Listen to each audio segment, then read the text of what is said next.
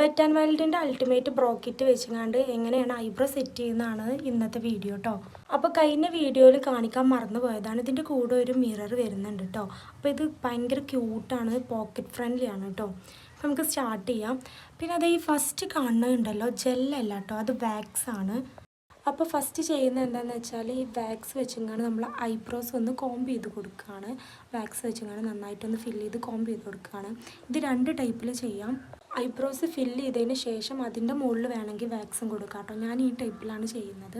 അപ്പോൾ ഇതിൻ്റെ ബ്രദറിൻ്റെ മോളാണ്, ഇവളുടെ ഐബ്രോ ആണ് കേട്ടോ ഒന്ന് സെറ്റ് ചെയ്യാൻ പോകുന്നത്.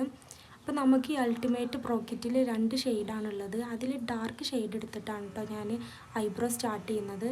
ഐബ്രോസ് ഫില്ല് ചെയ്യുമ്പോൾ ഒരിക്കലും സ്റ്റാർട്ടിങ്ങിൽ നിന്നല്ല ഐബ്രോസ് ഫില്ല് ചെയ്ത് തുടങ്ങേണ്ടത്. ഈ സെൻറ്ററിൽ നിന്ന് എൻഡിലോട്ടാണ് ഐബ്രോ ഫില്ല് ചെയ്ത് തുടങ്ങേണ്ടത് കേട്ടോ.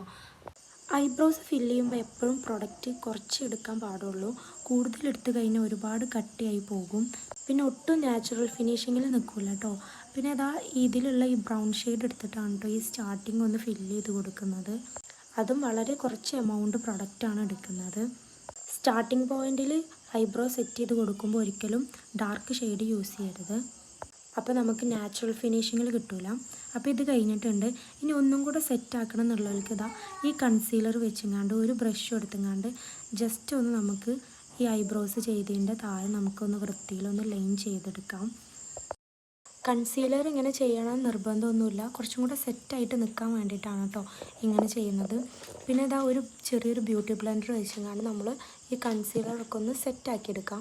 ബ്യൂട്ടി ബ്ലെൻഡർ വെറ്റായിട്ട് ഇരിക്കുകയാണെന്നുണ്ടെങ്കിൽ കുറച്ചും കൂടെ സെറ്റാക്കി എടുക്കാൻ പറ്റും കേട്ടോ. നല്ല അടിപൊളിയായിട്ട് ഒന്നും കൂടെ സെറ്റാക്കി എടുക്കാൻ പറ്റും.